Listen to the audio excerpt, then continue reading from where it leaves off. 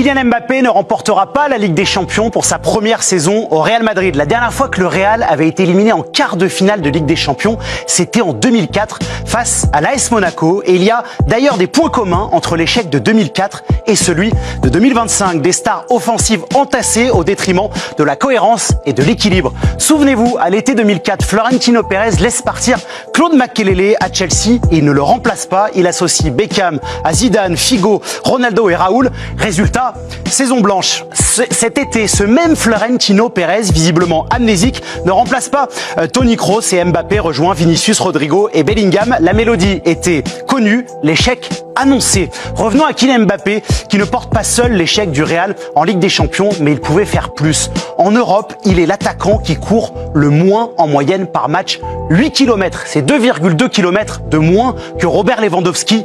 36 ans. Depuis la finale perdue au Mondial 2022, Mbappé est dans le dur.